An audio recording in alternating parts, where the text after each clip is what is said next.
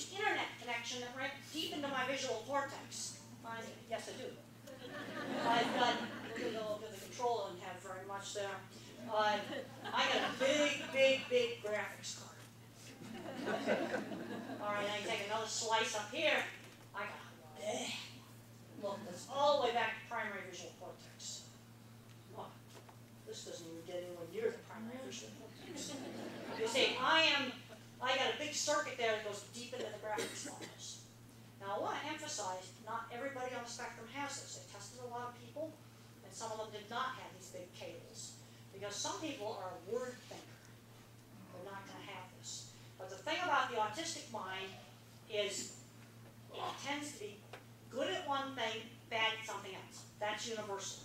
It's also a bottom-up thinker, specific to general. That's true for all of them. But they're not all visual thinkers. Now, some people are thinking pictures like me, and this is not just in autism. Often, absolutely cannot do algebra. I am finding a lot of people that absolutely cannot do algebra, but they can do geometry and trig. And they need to be jumped to geometry and trig. They don't think the same way. So how did I get through college math? Well, in 1967, when I was taking math, it was finite math. And that's matrices and probability and statistics. We had all this stuff about gambling, casinos, and slot machines. And that was something that I could visualize better. And with tutoring, I could do it. I would have been sunk if it had been college algebra. Just something would have flunked it. Nothing to visualize. Now, another kind of mind is the pattern thinker. Think visual thinking, but more abstract. Chess, organic chemistry molecules, things like that. These kids often have trouble with reading. But this is a kid that when he's in 4th grade, he needs special ed in reading. Maybe he needs to be taking high school math. And don't make them do baby math. And some of these kids can just figure out the math without doing the work. That's okay. They think differently. Now, the thing you've got to do is you've got to rule out cheating. Well, once you've ruled out cheating, you let them do it. And then another kind is a verbal facts thinker. They know every fact about their favorite subject. They are not visual thinkers, and their math skills are usually fairly ordinary. And then some are auditory thinker. These are the people where the visual perception's all messed up and getting scrambled. Different kinds of minds. And different kinds of minds are good at different kinds of things. Different kinds of minds can be paired together. I had a student that was good at everything I was bad at, like record keeping and keeping the data straight. Okay, I want to give you a glimpse into the mind of pattern thinking. This praying mantis is made out of a single sheet of folded paper. No cutting, no scotch tape. There's the folding pattern for the praying mantis. Not my mind, but I want to give you a glimpse into different kinds of thinking. So how do I understand abstract concepts? Well, I was 5 and I learned the Lord's Prayer, but I had no idea what it meant. This is my picture for the power and the glory. Unfortunately, this projector is not showing the electrical tower that is there at the base of the rainbow. That would be the power and the glory. Now this is important. Bottom-up thinking. Specific examples are used to form concepts. Pictures are sorted into files. You know, what is something like rude behavior? Well, I learned that by specific example. Chewing with your mouth open is rude behavior. Mother corrected that. Combing your hair with your fork at the table is rude behavior. Sticking your tongue out is rude behavior. Okay, and then it's just explained that's rude behavior. And then I put all of those specific things into a rude behavior file. That's how I understand what rude behavior is. All concepts are learned by using specific examples. This is going to apply to lots and lots and lots of brain problems. Don't get hung up on these diagnoses. It's not accurate. Just think about those doctors sitting around all those little skirted tables fighting over what the guidelines should be. Okay, play games with categories. You know, we've got a bunch of things here. You ask him to pick out the red objects, you may do that. But let's say I ask him to find new categories, like rectangular objects, plastic-containing objects. He may have a hard time doing that. Play games with categories. They've also got to learn concepts like larger than and smaller than. This bottle of water is half full. This bottle of water is full. Less and more. teach with lots of specific examples. The autistic mind sees detail. You got a big letter here made out of little letters. So I flash this up here, and I tell them to find the little letters. They'll pick out the little letters faster because they're into detail. Is autistic learning just memorization? Yeah, in the beginning it is. When I was in high school, kids teased me horrible. Worst time of my life was high school. It was horrible. And they would call me tape recorder. And I couldn't figure out why I was being called tape recorder. Well, I was always using the same phrases all the time. It was just hideous. We've got to get these kids out and expose them to things. You know, originally I was afraid to go to my aunt's ranch. And Mother made me go.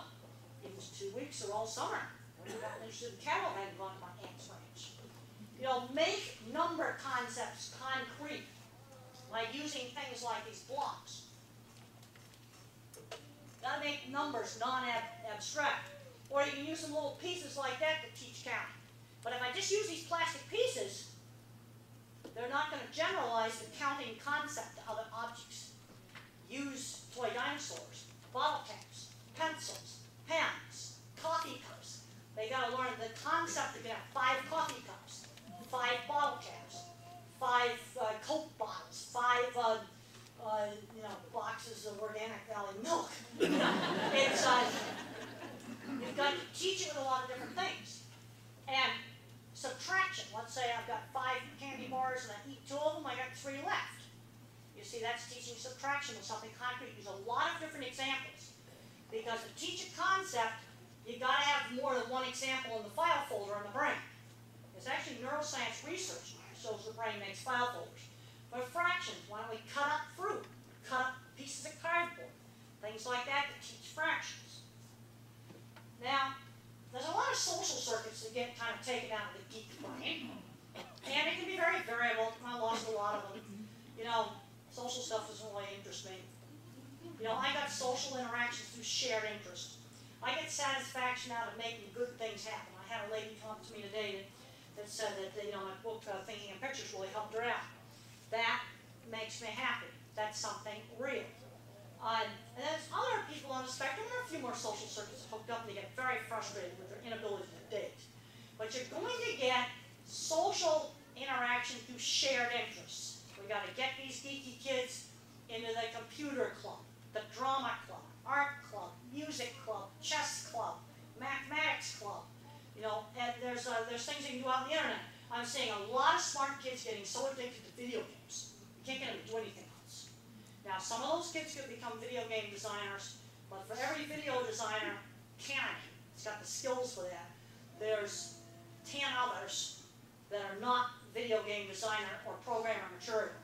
I would have been one of those kids. I would have been a video game addict if those things had been around. Now, I'm not suggesting banning them, but we need to, you know, limit it to an hour a day.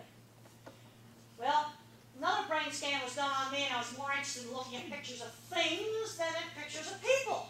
But if you didn't have people in this world interested in pictures of things, doing things, well, nobody would invent anything new. We'd still be living in caves. Because after all, the social yakety-yaks didn't invent the first bow and arrow.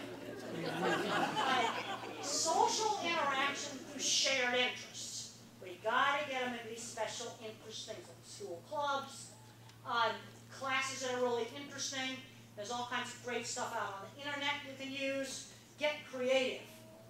I'm appalled at the lack of critical thinking and problem-solving skills I'm seeing today in a lot of young people. They got the entire Google there at their fingertips, and they don't know how to use it. I had a mother say, well, how do I find a college for my kid? Well, it's very difficult for me not to be rude. But yeah, you go to Google, type in the name of your state and college. You know? And I went home and I did that after that meeting. And I was amazed at all the different kinds of colleges the state of Ohio had. I just used that. Okay. One of the things you got to do, especially if you're working with people on the lower end of the spectrum, is we got to figure out, do we have a biology problem or a behavior problem? Well, sensory issues. A kid may not want to go into this classroom because last week the smoke alarm went off and he's scared to death to go in there. And if they're nonverbal, hidden, painful medical problems. Toothaches and acid reflux, stuff like that. You know, is he frustrated because he can't communicate? Does he want to get attention? Does he want to get out of doing something? I ought to put in there, is he bored stiff? Because you're making him do something stupid? Even a non-verbal person knows that it's totally stupid to set and reset the table like 15 times. I heard a really good behavior consultant talk about that. No, you have to set the table and then you have the meal and then you clean it up. Well, these are some of the things where, you know, they did certain really loud things at school. I was able to go out. There are some that can't tolerate big supermarkets. I can't tolerate scratchy clothes. And then I've discovered Old Navy pants. And I know they're not proper Western, but a lot of the proper Western itch now because they're using yucky foreign cottons that are scratchy. And the thing that frustrates me is I can buy a set of Wranglers, and they're good, go back and buy another set of Wranglers and they itch and I gotta get rid of them. It just drives me crazy. Some kids have sloppy handwriting. Well, there's a reason why keyboards were invented. Let's use them.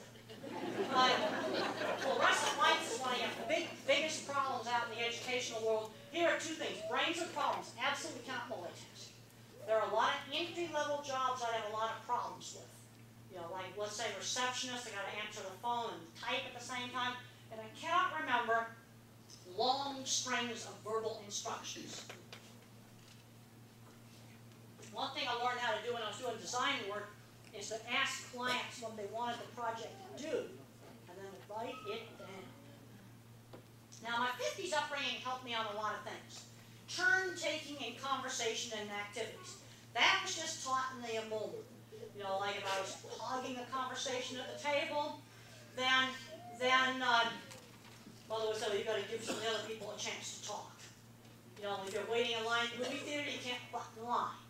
You see, again, taught with specific examples. Being on time. By the time I was 7, I had an alarm clock and I was expected to use it. You had to learn how to do things other people want. Okay, let's say this kid all he wants to do is draw pictures of horses. Well, let's do pictures of the horse's barn. Let's do pictures of where you might ride a horse to. They can associate and link back to their fixation. He likes dinosaurs. Let's read about it. Let's do math with dinosaurs. You know, a lot of different, you know, but associate it back somehow to the fixation. And when I made social mistakes, they didn't scream no. They would say things like, okay, let's say I ran behind the counter in a store. I had good behavior in stores from a very early age. I'm seeing too many kids pulling merchandise off the shelf, throwing it around. One of the things I was taught, you don't go behind the counters. You know, let's say I did that, Mother would just say to me, in stores, you don't go behind the counters. She didn't scream no, she says, remember, you're not supposed to go behind the counters. She would just give me the instruction. And being rude, what's being rude? When I talk about bad table manners, again, she would have your mouth open and ask me to shut my mouth. If I had my fork in my hair or up here, Mother said, don't wave your fork and back down on the table. And there was absolutely consistent discipline between home and school. Yeah, tantrum at school? No, how do you show that? Now, I think it's fine to be eccentric, but you can't be a rude, filthy, dirty slum. And there's a scene in the movie where a can of deodorant slammed down and says, you stink, use it. That happened. In fact, it showed the producer exactly how to slam it down for it. And I was furious at the time. But now I go back and I thank that boss for doing that. You know, laughing at somebody who's overweight or looks weird, you know, staring at people.